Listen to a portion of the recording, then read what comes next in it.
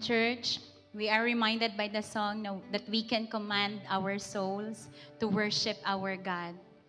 Yes, Father in heaven, Lord, we praise and we thank you, O God. It's your name, Jesus, that we banner in this place, O God. Thank you for your steadfast love and your faithfulness. Lord, you are worthy of our praise. You're worthy, Lord God, of our thanksgiving. It's your name alone, Jesus, that we banner in this place. Father, this afternoon, O God, we pray for your fresh anointing, Lord. We pray, Father, to encounter your truth this afternoon. And Lord, send out your light and your truth. Let them lead us and let them bring us to your holy hill and to your dwelling place. Father, this afternoon, O God, let faith arise. Let trust in the Lord be renewed again amongst us.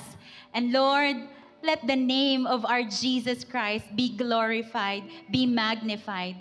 Thank you, Lord. This we pray in Jesus' mighty name. Amen.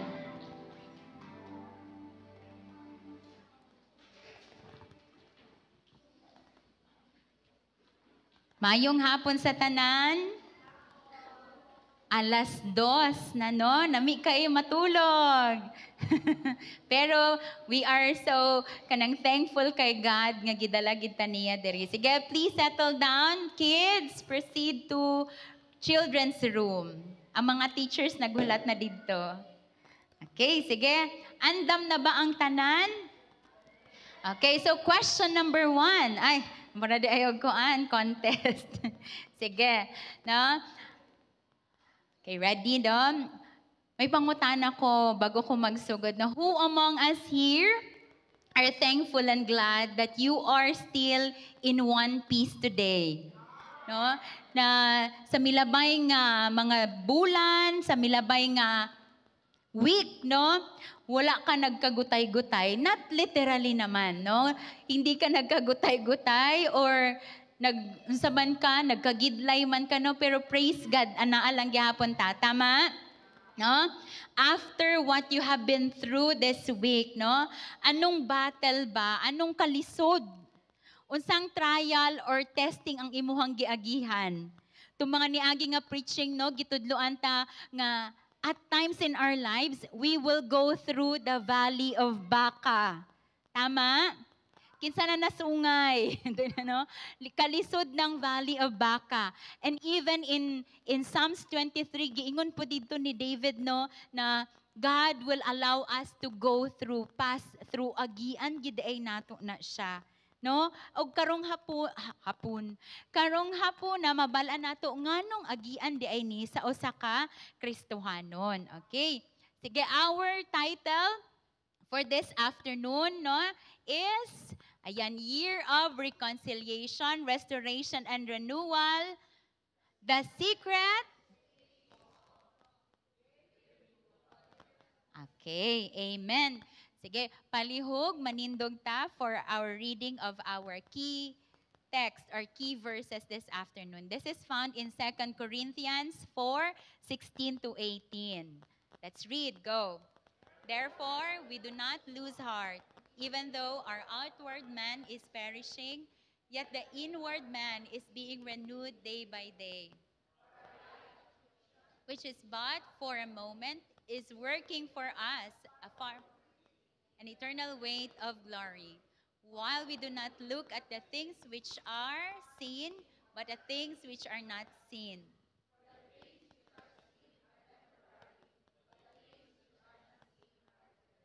Amen. Praise God. This afternoon, I pray that the Lord, Holy Spirit, will speak to each of our hearts and meet you, us, wherever we are in our faith journey. Sige. No? So, ang nag-ingon ani is si Apostle Paul, si Pablo. No? Si Pablo, ang kanang disipulo pud ni siya no ni Jesus, although wala gid siya nag-uban sa katong mga first disciples, ug daghan kaayo siya maingon gid nato nga contribution diri sa New Testament. Ug siya ni ang nagsulat ani, no? Ana siya no? Therefore we do not lose heart. Everyone say, do not lose heart. Unsa ibig sabihin sa do not lose heart, no? No, ibig sabihin ani no, wag kang mawalan ng pag-asa. Kinsa sa ato adiri no nga kinahanglan kaayog pag-asa karon. Amen, no?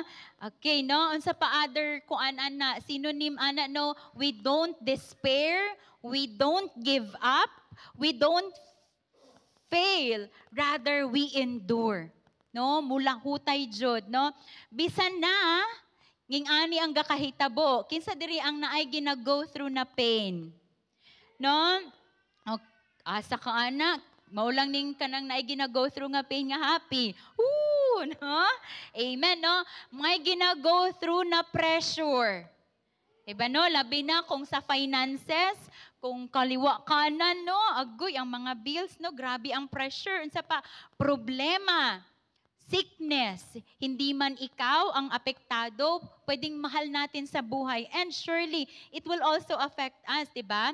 Sorrow or struggles, no? Sa balay or sa trabahuan. No, naabot ay mga nging-ana, no? Kinsa diri ang perfect ang panimalay. Amen, no? Perfect ang lugar trabahuan. Ano, kanang murag chill lang kaayo, di ba? Cool lang kayo dito te, kay bugnaw man ang amo ang kuan, amo ang lugar, no? Sige. Okay, no, kitang tanan, walay exemption jud. Naatay mga ginapang go through. It's universal. Igsuon, no, it's universal. Kitang tanan. Don't you ever say nga, ay may pasikuan, murag kayahay iyang kinabuhi. Wala lang po kakabalo, kay ihapong giampo, no? May papudsikuan, no? It's atay. No, it's atay igsuon, no? Pero ingon si Pablo ay siya nga, therefore we do not lose heart. Paano niya nasabi na do not lose heart nga daghan man kaayog kuan kanang problema? Unsa ang sikreto ni Pablo? Gusto ba nato mahibalan? Amen, no? Sige. Now, I will be leaving you 3 points base sa katong mga verses nga atong gibasa. Okay. So, we have there, point 1, faith strengthens us from within. Number 2, focus on the eternal. 3, faith shifts our focus to the unseen. Para di ninyo makalimtan, no? Tanan na sila may FFF. No? Faith, focus, then faith and focus again. Okay. First F. Faith strengthens us from within. Verse 16, even though our outward man is perishing, yet the inward man is being renewed day by day. No? Kung naa may rason para mawala ang tag pag-asa, usa na sa pinakabasihan, no, is ang atuang kondisyon sa panglawas. Now, when we say outward man, this refers to our bodies, our physical bodies. Karon, no, kinsa dira ang makaingon na perfect gid kaayo akong lawas. Way lagnat, way tatsa. No, sukad pa kani adto wa jud ni agig ka hospital. No, wa ni na injection na, no. Sige, unsa day nang lawas, no? Kaning lawas nato sa tawo, no? This is, whether we like it or not, parte po ito ng broken world. And ang iyang destiny gid ani is perishing. No, it is wasting away. Mo na siya, no, pupunta po ito sa pagiging rotten, no, mabulok ni siya one day, no, mugabok. Sa Tagalog, nagiging marupok, no, ang mga buto. Sa pagkanang parte sa lawas nato, no, ang dating matibay, di ba, no? Ako ang mama, nakita na ako, growing up, I looked up to her nga kanang woman of strength ba, kung mamalingki. Abi na bi, siya gina magdala sa pinakabugat. Nga na pa ninyo hang mama?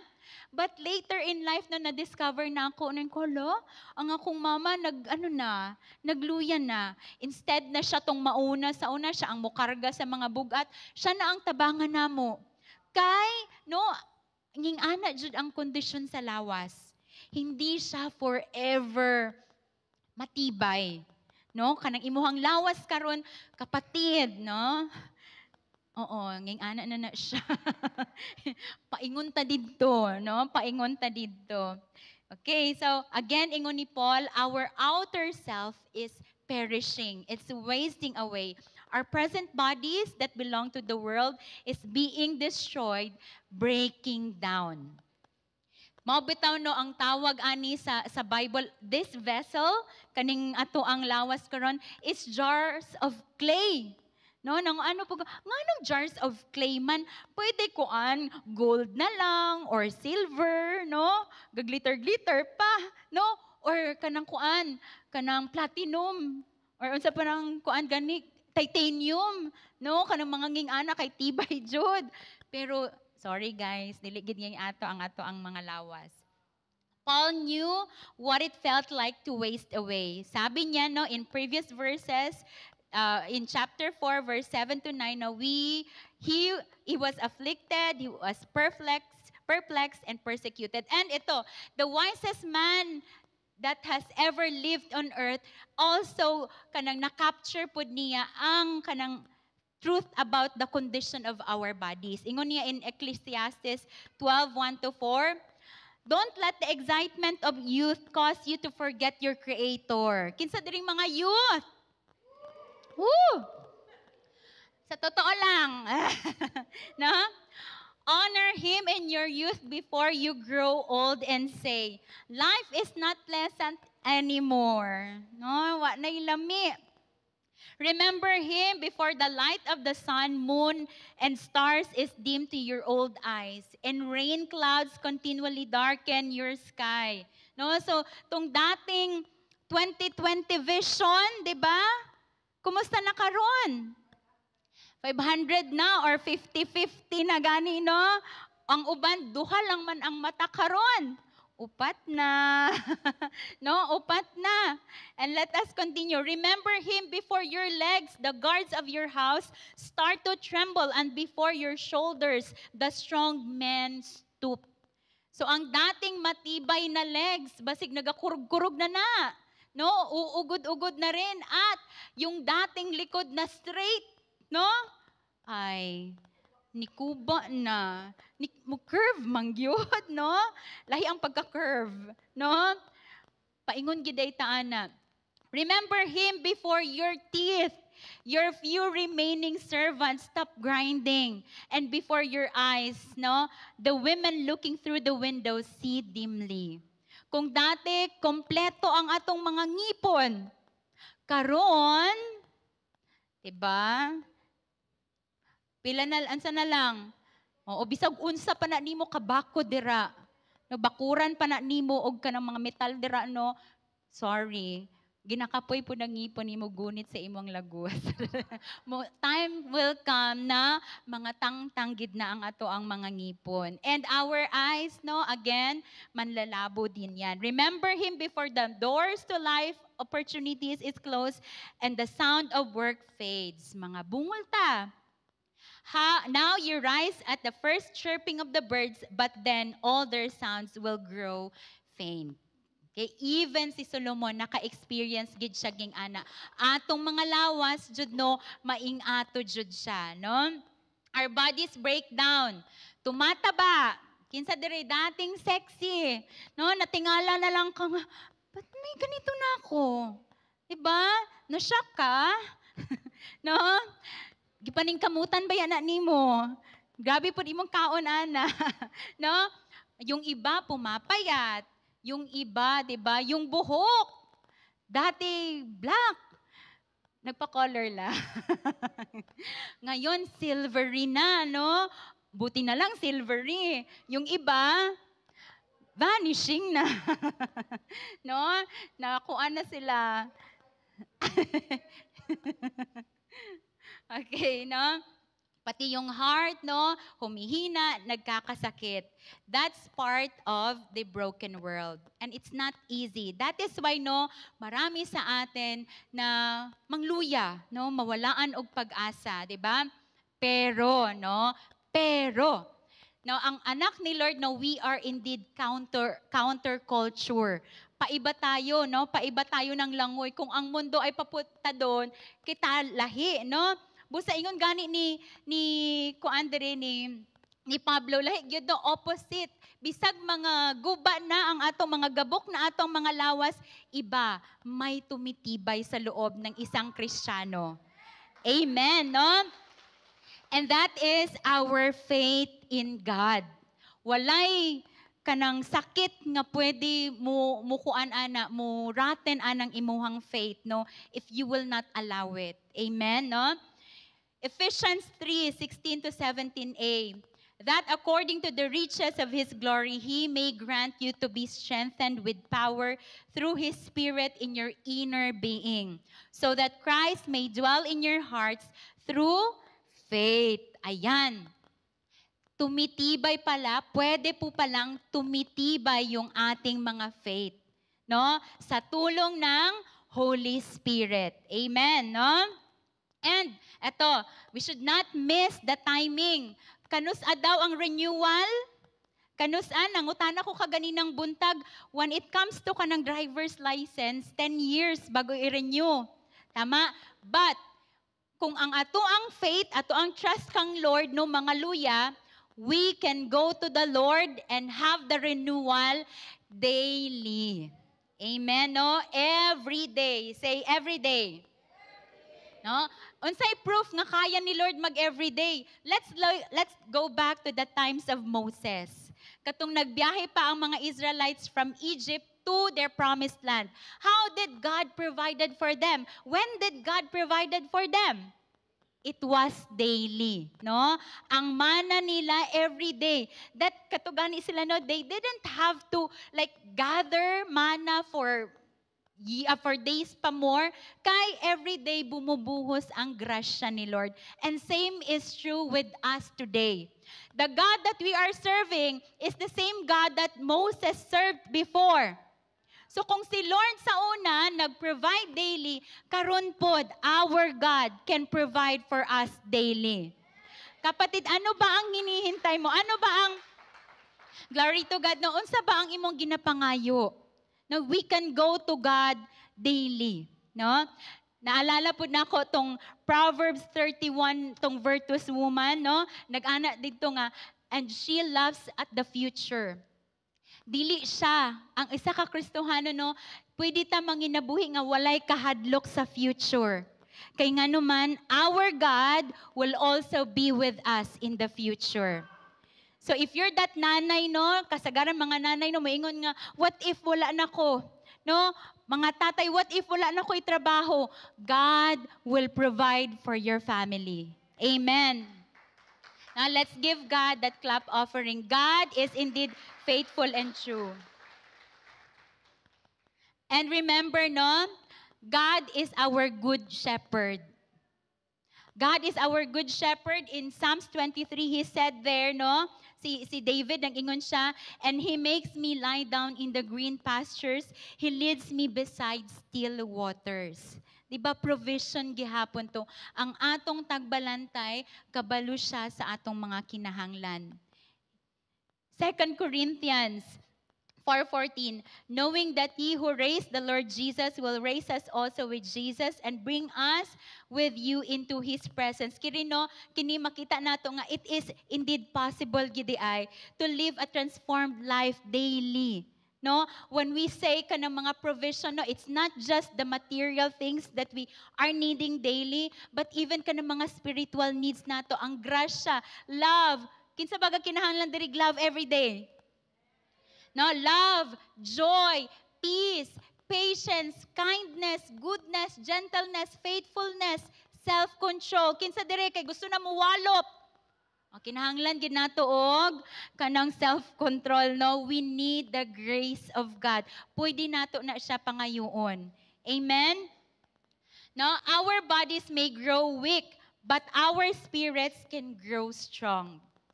Faith reminds us that God is working on the inside even when the outside is breaking.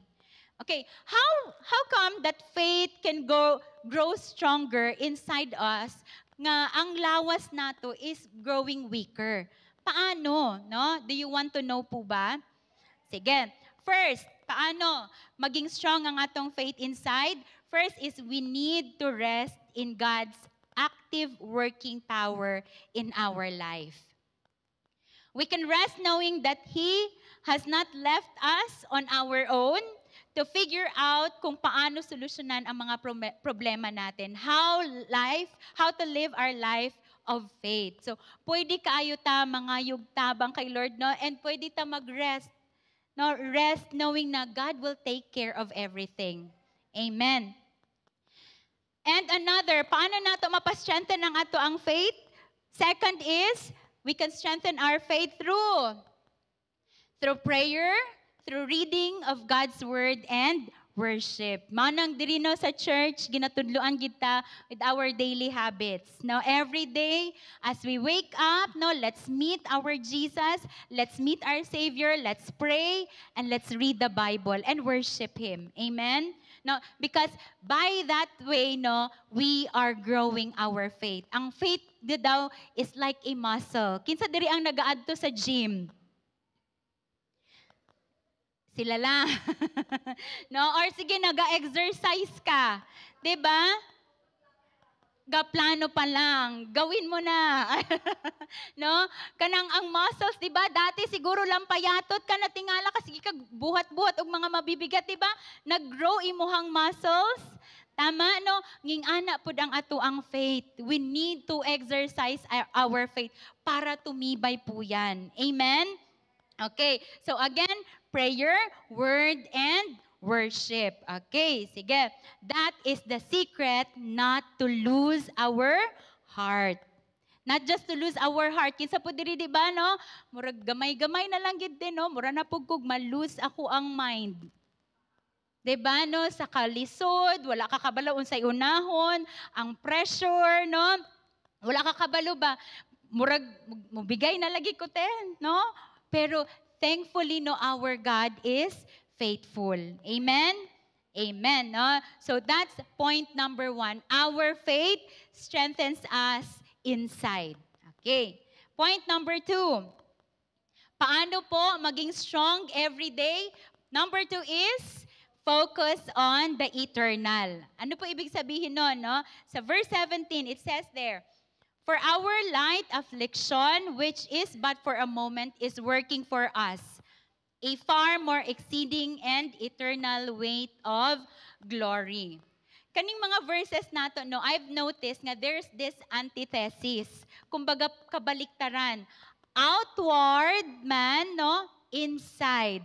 Karon na po, there's this moment, no, light affliction and glory. Kinsa diri ganahan og affliction? Pwede exempted lang. Glory, kinsa gusto. Pero package daw ni. No, you cannot get one kung wala tong isa. So, buy one, take one ni siya mga igsuon. Unsa ni siyang affliction and kaning glory? Is it necessary nga mag-go through pagidta og pain? No? No, makikita natin yung contrast na sinabi ni Paul. In verse 16, outer self versus inner self. Wasting away versus being renewed. Dito naman sa 17, no? Affliction versus glory. Tinawag ni Paul ang suffering na light and momentary. Kamu ba, pangutanon na ako, ang inyong mga gina-experience karon nga mga problema, gaan? Gaan? No? Nga murag kung maingon ka, kung kabalo lang yun ka. No? Kung kabalo lang yun ka. Pero ang tawag ni Paul dito, no, sabi niya, light and momentary. Maingon siguro ta, ikaw man to, Paul, kay gaan man ang imuhang kinabuhi siguro. Magaan po ba yung life ni Paul? How come na nasabi niya yung lahat ng mga paghihirap natin, including his own sufferings, no? Gaan lang daw. Light and momentary, no? Momentary, no? Ingon diri. Si Pablo, unsa ba yung gipagdaanan nga nakaingon siya light and momentary lang daw. Ito yung pinagdaanan ni Pablo. Kinsa kaya ang mas lisod nga dalan nga giagihan? Ikaw or si Pablo? Ito, let's study Paul's life. In terms of physical sufferings, ito yung naranasan niya. Imprisoned frequently. Labas, pasok ng kulungan. Ikaw, nakasulod na ba kag kulungan? Siguro manok, no? Katong imong gidakop ka usahay imuhang manok, no? Pero labas, pasok ng kulungan. Nging ato ang nahitabo kang Pablo. Flogged severely. No, gilatos nga kanang hastang sakita, dili lang kay light nga latos, severely pa jud. Exposed to death repeatedly.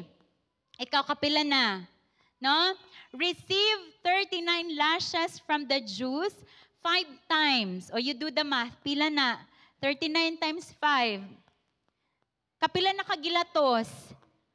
Nging ani na ba, no? Beaten with rods 3 times. Stoned once.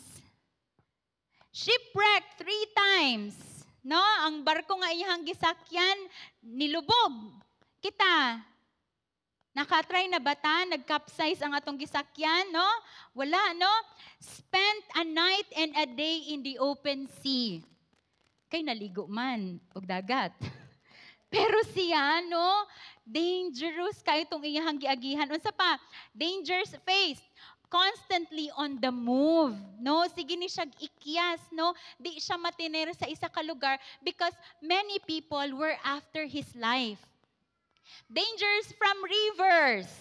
Kinsa ni biyahe gikan og ano? Kanang kanari. Niagi ba tag rivers? Pero may tulay, 'di ba, no? Dangers in the sea. Asa to? Danger from the bandits. Na hold up na baka? Dili lang pagid bandit, bandits, no? Danger from his own people, the Jews. Danger from Gentiles. Itong si Pablo is a Jew. Pwede unta nga iyahang kampito, no? Kalaban ang Gentile, pero even his own people were after him.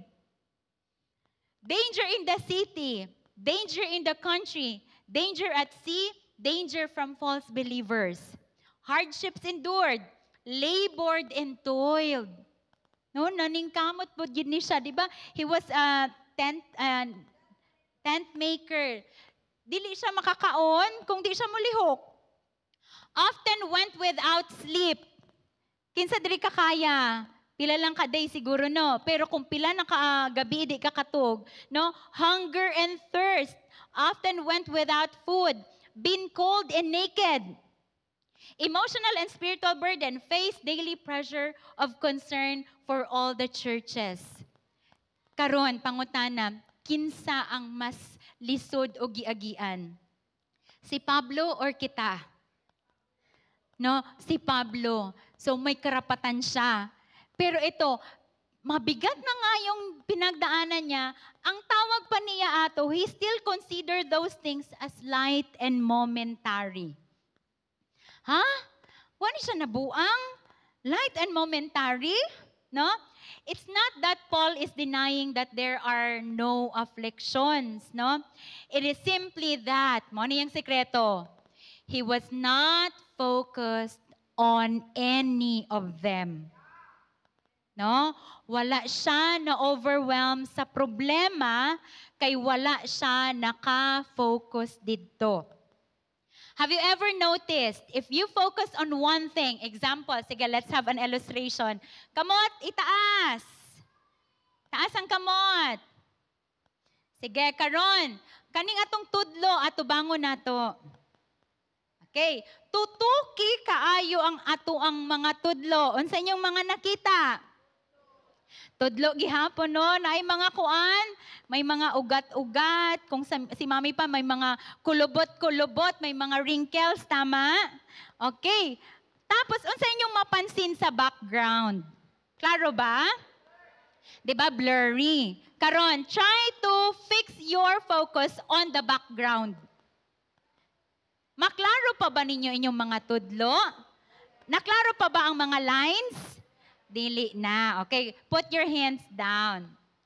So, nging ana na siya, kung asa ta naka-focus, no, mas ma-magnify katong ato ang ginat-focusan. Kung problema ang atong gina-focus, mudako ang problema. Mao bitawng si Pablo, no, wa gid siya ni focus sa mga problema. Okay? Wala siya nag-focus sa problema. I'm convinced that this is another Paul's secret. What was his focus ba? No? Kita, no? I pray that we don't focus on our temptations. We must all look at the goal. Everybody say, look at the goal.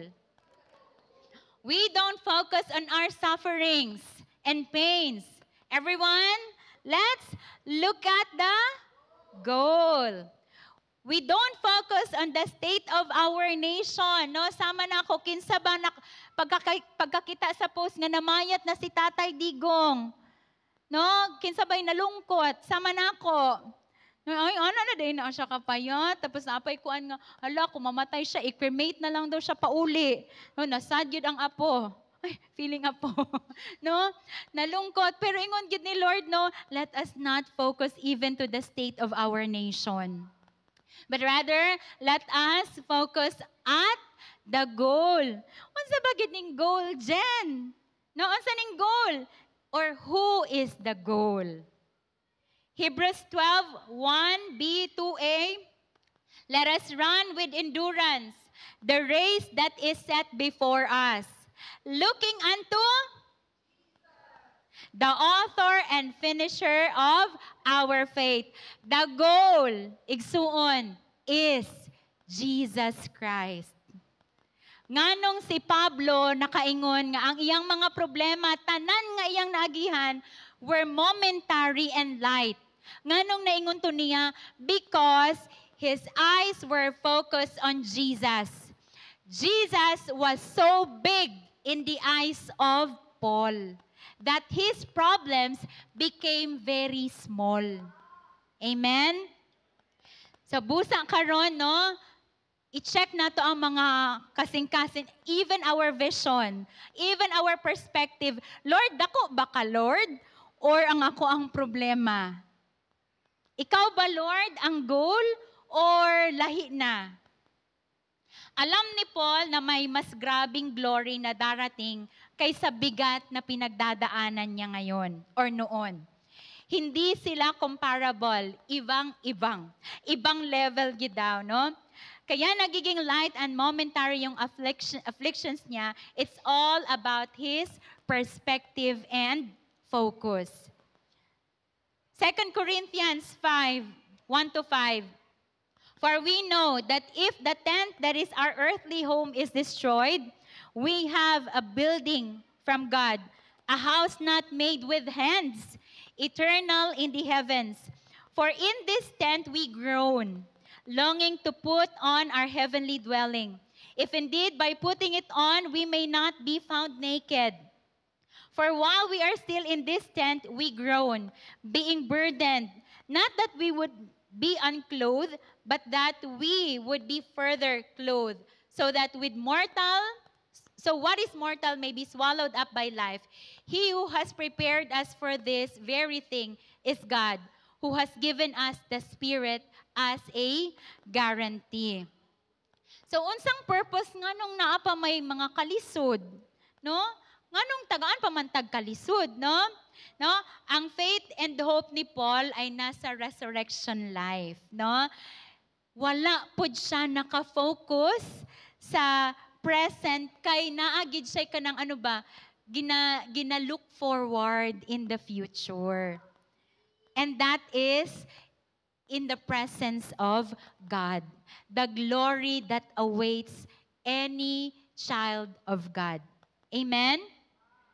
Minsan, no, baka maisip natin na walang silbi ang suffering. Tinuod ba? Walay pulos ang atong mga suffering, no? That suffering is meaningless, pointless, and there's nothing good coming out of it. Mao ba na? Pero itong sabi sa verse 17, no, our light and momentary affliction is working for us. Para di ay na sa kaayuhan nato. Ina imong katapad, para day na sa imong kaayuhan. No? Para sa imong benefit, para sa imuhang advantage, di ay nganong na ay mga sufferings, no? Sa ibang version, unsang giingon ani, no? Preparing for us an eternal weight of glory. Kung may kalisod di ay, meaning to say, God is preparing you. God is preparing you for something great. Amen, no? So, moingon kita, kung kay Lord ta, no? All our labors, no, are not in vain. Kung naata kang Lord, no, everything works for the good of those who love Him. Tinuod yun ay katong giingon ni Kuya Edison kaganina na, God is good. And all the time, even in sufferings, no, God is good gid ay gihapon. Kay it is working for our benefit. Kang Lord, igsuon, walang tapon. Kung naaman tay kalisod dira, no, I pray na you really like tighten your trust pag dira kang Lord because dili na siya final. Seasonal lang na siya. Ako ang isa ka disciple, no, mother ni siya, ang iyang mga anak kay mga toddlers, kanang kuan ba, lisod gid kaayo sa moment sa mama ba, pero ana gid siya, nya gatrabaho pa gid siya. Pero ginakaya niya ang tanan, nya iyang ginaisip gid per me. Season rani, karon rani. No, igsuon kanang kalisod nato karon rani. Amen, no? Huwag mong gawing basihan kung ano ang mga nangyayari ngayon sa buhay mo. God is doing something bigger behind the scenes.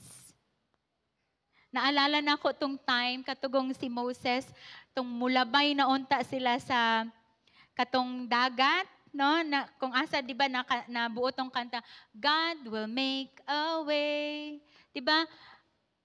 Imagine the pressure, imagine the fear of the Israelites that time. Nga murag na corner sila ba, no, ang atubangan nila dagat, ang likod nila kalaban or gilid-gilid ba to bukid, no? Kumbaga, kuan gid sila kanang dead end na gyud ba? Yan nang ano sila, Moses nganong gidalaman mi nimo dire? Siguro kay wala na ilubganan sa Egypt mo nang gidala mi nimo dire. No, so they were so fearful by that time. Pero secretly, our God, no, was doing something. And before pa nga nangyari yung problemang yon, no, long time ago, nagawa na ng Lord ng paraan nga naa ay dalan didto. No, wala kabalo ang mga experts, no, nga naa ay dalan, no, naa ay dalan pero naka-cover lang sa water. I don't know what is your situation right now. But you know what, no?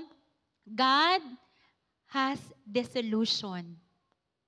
Si Lord ang tanging makatabang yun sa atoa. Amen? Busa, no? Ulito nato, itong giingon ni Pablo, don't lose heart. Don't lose hope, igsuon. Trust God's glorious plan. Amen? Amen.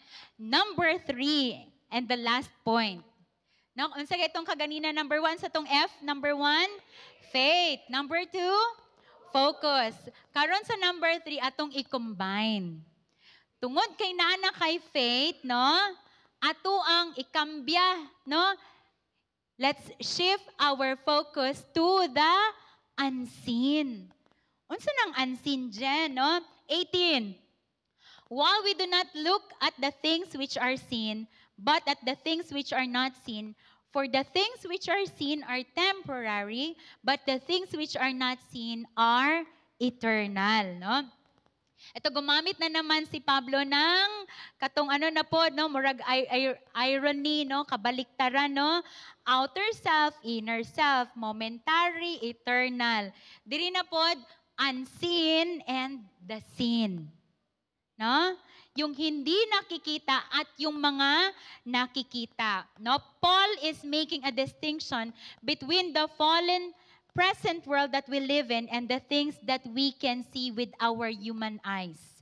And God's promises of future resurrection and the new creation which is not yet visible. Hindi man natin nakikita, but the word says, totoo ito. Amen, no? So ano ba yung mga bagay na nakikita natin? Problema. Unsa pa? Pain. Wars. Injustice. Sickness. Broken relationship, no? And this thing seems permanent. No, abi na to murag di naman gyud ko kalingkawas ani, no? Pero unsa ganito ingon sa verse 18, temporary ra na. No? Temporary ra na. The world tells us to focus on things like this. And not just that, no? Even the beautiful things. For example, money. Diba ang kalibutan? These are the seen things. Money, fame, influence, and success. But even those beautiful things, no, that we are seeing right now are also temporary. So dapat dili gid nato sila kanang i-hold tightly. Kay dili na sila mulahutay. So unsa ba ang mga mulahutay, no? What are the things na will really last? These are the unseen things. God's renewing power and the glory that's coming. That's eternal. Faith helps us focus on what truly lasts. God, His promises, His kingdom. Mo ni ang mulahutay. And I pray no nga, mogid ni ato ang ginakuptan og ayo si Lord. Ang iyang mga promiso o ang iyahang ginharian. Amen? Now, our focus fuels our faith. What are you looking at, brother, sister? Unsa ba imuhang ginatan-aw karon, no? Is it the problem or God? Focus determines direction. Importante na mabal-an nato kung unsa ang ato ang gina-focus karon. Kay nga naman, kung asa ta naka-focus, didto ta padulong. Kung ang problema ang ato ang gina-focusan, padulong ta didto. But if we focus on our God, no, didto ta paadto sa iyaha. Amen? Isaiah 41:10. Don't be afraid, for I am with you. Don't be discouraged, for I am your God. I will strengthen you and help you. I will hold you up with my victorious right hand. Amen. I know ka ng mga problema nato karon, no, it's making us afraid. Tama ba? No? Kaning mga problema, mga sufferings, trials nato karon, it's discouraging us. Matapang ka naman. Pero nung dumating itong problemang to, bakit naging talawitot ka? No? Naging talawitot na ta. But our God, no, siya na gid mismo nag-ingon ani, anak, no? Anak, wag kang matakot. Anak, no? Wag kang ma-discourage because I am with you. Amen, no?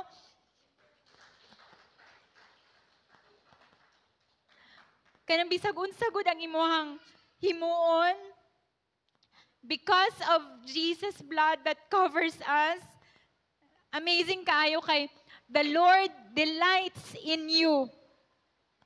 The Lord will take care of you.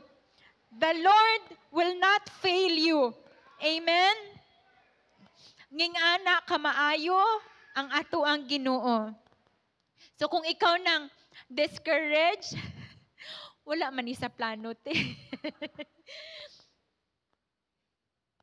Salamat eh.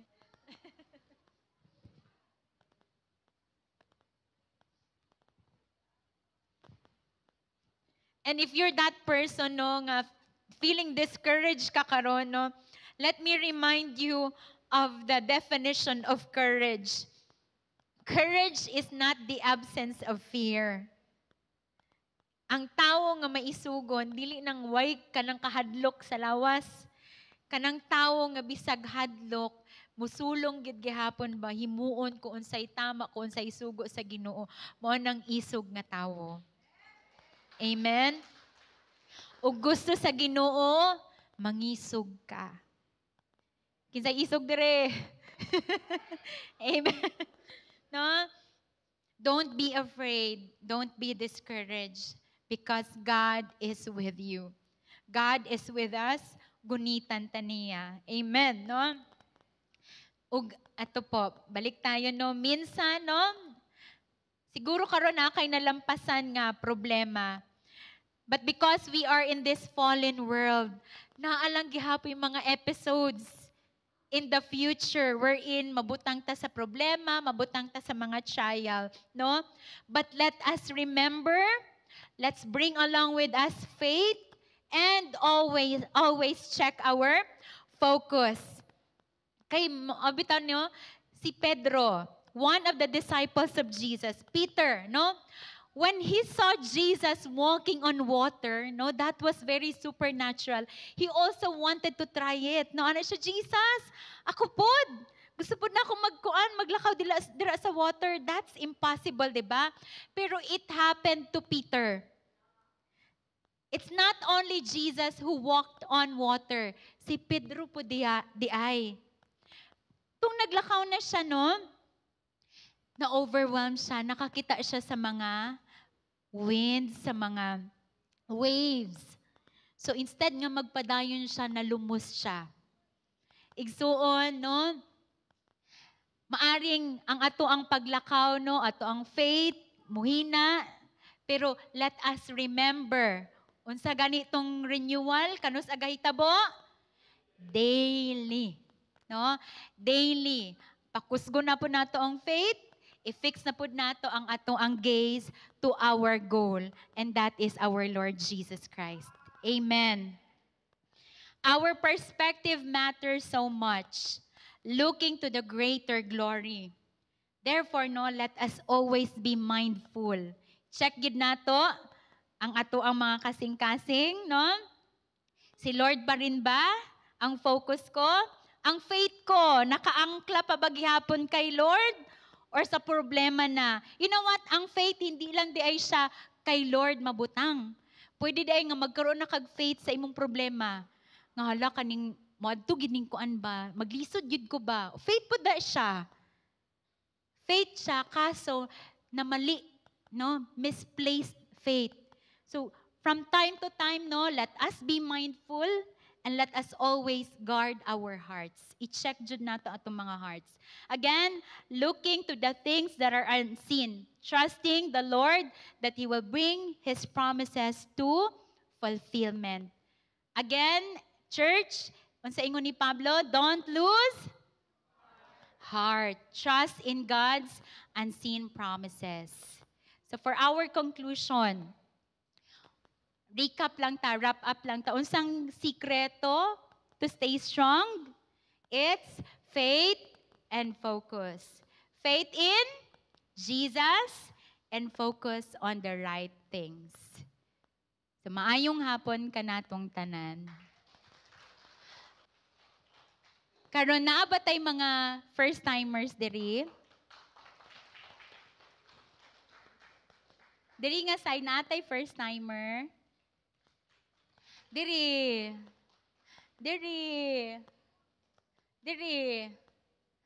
And timers tanan. Sige, let's clap our hands for our God. Come on, let us pray. Father in heaven, we praise and thank you, God, that you are our good Father. You are our good shepherd, O Lord. Thank you, Lord, that we are always guarded and guided by you, Lord, 24/7. Father, we come to you, O God, for the renewal of our faith.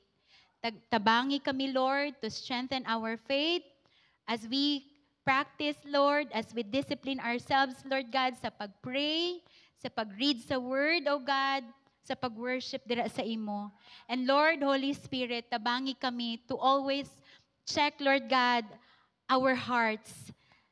Our trust, Lord, nga dira gyud always naka-anchor sa imuha, Lord God, sa imuhang character, sa imong word, O God, sa imong promises, Lord God. For we know nga imuhang word gid Lord masaligan o God. Dili na siya magbago Lord God, and it has never failed anyone Lord. Salamat kaayo Lord sa karon nga kahaponon kung unsa tong na-receive namo Lord God, we seal it with the blood of Jesus, and we rebuke Lord God the enemy nga dili gid niya makuha sa amo Lord kung unsa ang na-receive nga portion namo karong afternoon. Lord, ang ngalan ni Jesus Lord ang amo ang ginabayaw, gina-praise Lord God sa amo ang taliwala karon. Salamat kaayo Jesus. This we pray in Jesus name. Amen.